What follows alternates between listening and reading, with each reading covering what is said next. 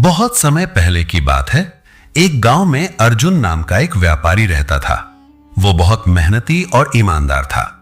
वर्षों की कड़ी मेहनत के बाद उसने कुछ धन इकट्ठा किया और सोचा कि अब उसे शहर जाकर व्यापार में लगाना चाहिए। लेकिन शहर का रास्ता आसान नहीं था। घने जंगलों और पहाड़ों से होकर गुजरने वाले इस सफर में कई तरह के खतरे थे। डाकू, जंगली जानवर और अनजान लोगों की चालाकियां।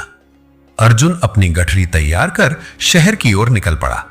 कुछ दूर चलने के बाद उसकी मुलाकात एक अनजान व्यक्ति से हुई जो बड़ा ही मिलनसार लग रहा था। नमस्कार भाई, आप कहां जा रहे हैं? उस व्यक्ति ने पूछा। मैं शहर जा रहा हूं व्यापार के लिए, अर्जुन ने उत्तर दिया। क्या संयोग है, मैं भी शहर ही जा रहा हूं, उस व्यक्ति ने मुस्कुराकर कहा। अगर हम साथ चलें तो सफर आसान और सुरक्षित रहेगा। अर्जुन को यह विचार अच्छा लगा और दोनों साथ चल पड़े। रास्ते में बातें करते करते अर्जुन को पता चला कि उस व्यक्ति का नाम विक्रम है। विक्रम हंसमुख था और मजेदार कहानियां सुनाकर समय जल्दी पास करा देता था। रात को वे किसी पेड़ के नीचे आराम करते, दिन में साथ चलते और मिलकर भोजन करते।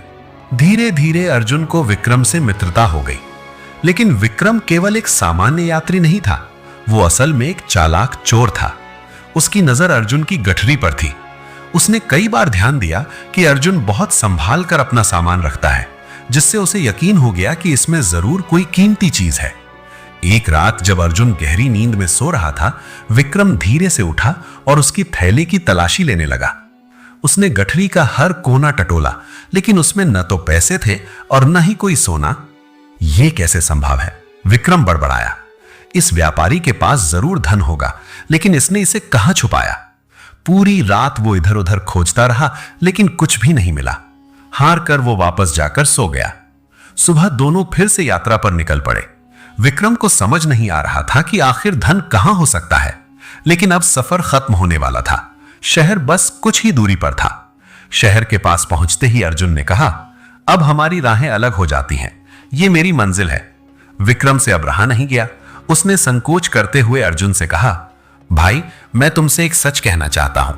असल में मैं एक चोर हूं। मैंने सोचा था कि तुम्हारी गठरी में धन होगा, इसलिए मैंने पूरी रात उसे टटोल डाला, लेकिन मुझे कुछ नहीं मिला। बताओ तो सही, तुमने अपना धन कहां छुपाया था? अर्जुन ये सुनकर चौंक गया, लेकिन फिर मुस्कुराया और बोला, तो तुम सारी रात मेरी गठरी में पैसे ढूंढते रहे?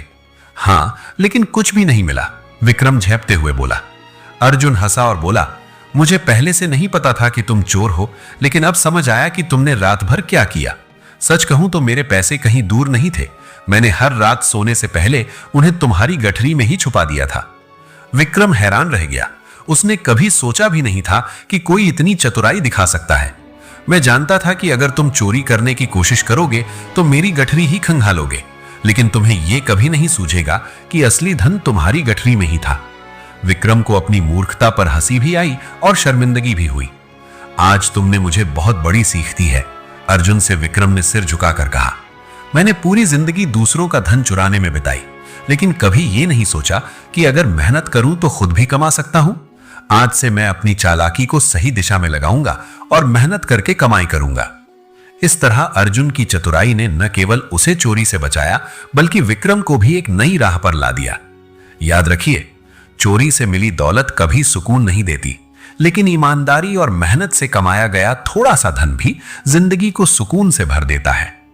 अगर आपको यह कहानी पसंद आई हो तो इसे लाइक करें, शेयर करें और ऐसे ही ज्ञान और सीख से भरी कहानियों के लिए हमारे चैनल को सब्सक्राइब करना मत भूलिए, क्योंकि हर कहानी सिर्फ मनोरंजन नहीं होती, कुछ कहानियां जिंदगी बदलने आती हैं।